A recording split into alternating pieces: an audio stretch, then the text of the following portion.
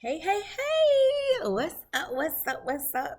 How are y'all? It has been a little bit of a time, a little bit of a minute. Not sure how long because we talk a lot. But, anyways, it's late at night and I wanted to chat a little bit because why not? I'm up and so let's chat. And this one little lock is like doing its own thing. Anyways, so we're gonna spend a few minutes together. Get your water. E's coming with her snacks, and we're gonna hop into it. Okay, so I wanted to chat a little bit about Easter and resurrection and Good Friday and all the things that's happening this. Thank you, baby. Yeah, thank you. That's happening this weekend. It's just me and Evie up. By the way, yes. Open what, baby? No, we're not opening Play-Doh. We're not opening Play-Doh. Mm-mm. Anyways, so like I said, it is Resurrection Weekend. I want to talk about Good Friday. I want to talk about what it means to me, my family, how we have commemorated it in the past when I was a kid, but then also like where I am now and what I'm doing and my thoughts and kind of how God is moving through my mind and my spirit right now. Listen, if you're a believer, then you know that this is one of the most impactful weekends as a believer, right?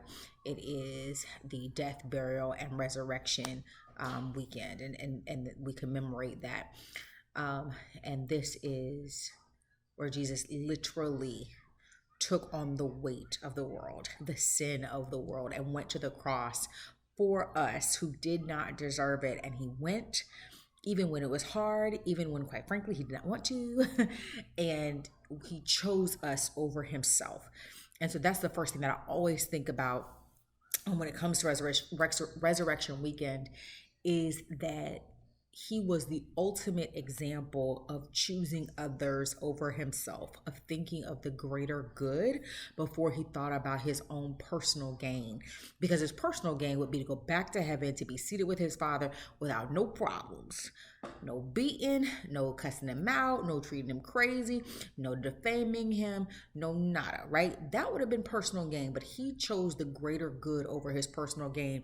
And so every time that I come to this weekend and throughout the year, I'm constantly thinking about how my relationship exemplifies choosing God's greater good over my personal gain. Because I think that believers should really seek to emulate Christ in all that they do, right? And he was selfless, he was loving, he was obedient, he was strict in his adherence to the directives of God, but he was also very real, right? And so you see him in the Garden of Gethsemane and be like, God, if you want to take this cup, I'm down for that. Like, you can absolutely let this pass, but not my will, God, your will. And understanding that God's will is greater than any personal sacrifice we could ever make. And so every time that I go into this weekend, I'm always putting in the forefront, what personal sacrifices do I need to make to ensure that God's will is being done? Not my personal will, not my personal desires, but what do I need to sacrifice and move away from and release so that God's will is done? Because God's will is about the greater good. It's not about one, it's for all. Because it is God's will that all should come to know him and to be in his glory. That's his will, that no one is left behind. Not the catchphrase, no one's left behind. God said it first. God pursued that first, right? And so, how do we incorporate that into our daily lives? It's not about the church services, it's not about the plays, it's not about the kids' cute outfits, it's not about Easter dinner, it's certainly not about Easter eggs and the hunt, it's not about bunnies, it's not about any of that. It's about putting our relationship with God into perspective and saying, God, are we doing everything that we can do to put aside our own personal will to pursue yours? How does our relationship emulate our obedience and our sacrifice? How does our personal relationship show that you are more important than anything that we're personally going through or that we feel that we will lose by following you? Because the truth is that his death was a sacrifice because he willingly walked into what never had to be. It never had to be. He it didn't have to happen, right? Like they could absolutely, and I'm saying the Godhead could absolutely have just let us perish and be like, y'all be great, y'all love it, we love it, be great. But he made a decision. He made a decision to give it up, and even if it's a short period of time, him choosing it at all created our eternity. Doesn't matter that it was 3 days. It solidified eternity. That's huge. That's huge. And so when you're going through this weekend and you're thinking about, you know, God, where does my relationship stand with you? Where does my relationship stand with your people? Where does my relationship stand with myself? Like, do I see myself as yours?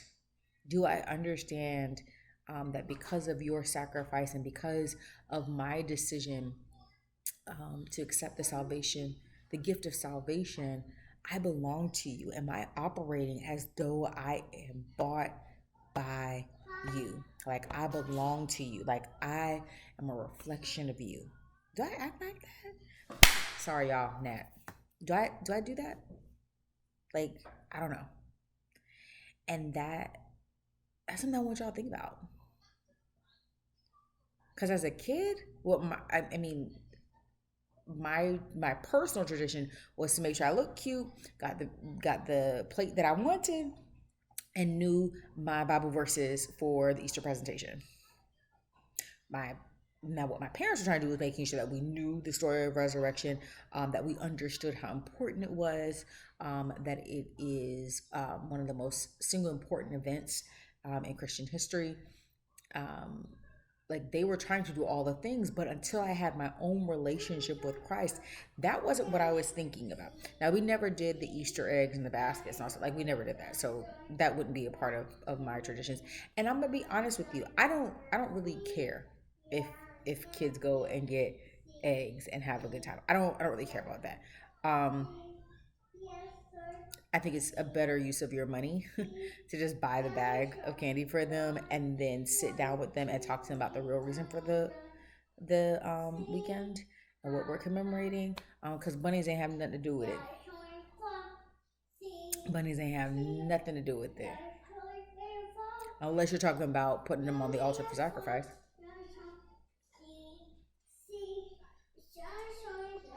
But I'm gonna just. Oh, okay. Evie is giving us some background music. But that's just, I just, there's that. So now for me and Robert, what we're hoping to do with our children, one is having like actual conversations, in depth conversations about why this will be more important to you once you have a greater understanding, and not having an expectation that you're automatically going to know, right? And they need time to digest that because it's different.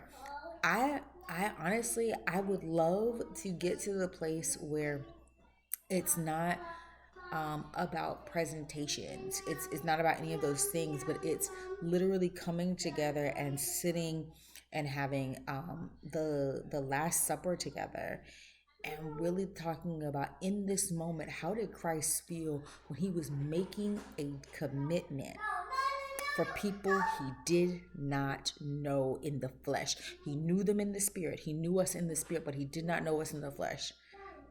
There was no way for us to know the angst that he felt, the pressure that he felt. Like there's no way to know that. Like I would love to have that moment, like to have a Last Supper with family and friends and just sit with it. I would love that. And so that maybe that's a new tradition that I'll start. and gather some of my closest girls and their hubs and their families and just get a table and we sit together and we sup together and we understand that this might not have been possible, or this would not might, but it would not have been possible without Christ having done it thousands of years before. And then worshiping God together, just worshiping God together and asking God for the same resolve to follow through with his plan. Because here's the thing, while no, we'll never be on the level of Jesus. We'll never be perfect. Our lives will never have the impact that his life had. But the question that I have for you is, if we were to ask God for the same resolve that he had to follow through with whatever plan and purpose that God has for our lives, how much would it benefit other people for God's glory? How much? I would love to do that on a resurrection weekend, just to be in a space with my people and us praying together for the resolve of Christ, to follow through with everything that he's put in front of us, and to understand that the cross we bear is in no way the same, that he is in no way comparable to the one that he bore, but it is in the sense of you have to bear this cross to see the glory of God effectuated. And your 3 days could be 3 days, it could be 3 weeks, it could be 3 months, it could be 3 years, it could be 30 years, it could be after you are gone. But when the glory of the Lord is manifested in the earth, it will be because you have the resolve to see the plan through, because it wasn't about you. It was about the people that God wanted to save, the people that God wanted to heal, the people that God wanted to deliver, the people that God wanted to have in the kingdom.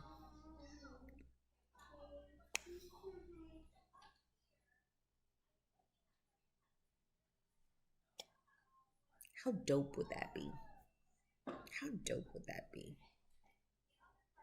You know what? Maybe that's what we'll do. Maybe that's what we'll do. Maybe for 2024, we'll do Last Supper together. I'm going to see if we can make that happen. And let's just have a time together. A prayer, a worship, fellowship, food, and praying for resolve. Because you got to see it through. And that's what they say, you got to see it through, my boy. You got to see it through. And that's literally where we got to be. Because to me, what Resurrection Weekend is relationship weekend. It is the ultimate display of undying love and affection. It is the ultimate display of care. It is the ultimate display of being who I say I'm going to be. When Jesus said, I'm going to pull up, he pulled up. Even when it was hard, even when it was confusing, even when it was hurtful, even when it was like, they do not deserve this, he still pulled up. The word says that there's someone who sticks closer than a brother. And he showed that.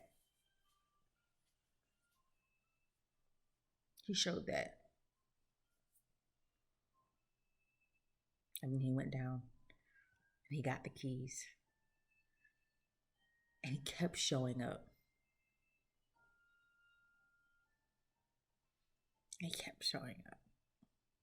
He's still showing up. Y'all.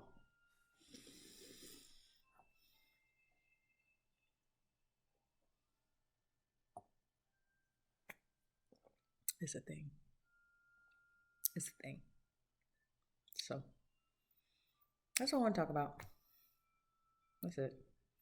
I want you to drop in the comments what your Resurrection Weekend traditions are, how y'all commemorate, and what y'all do with your families.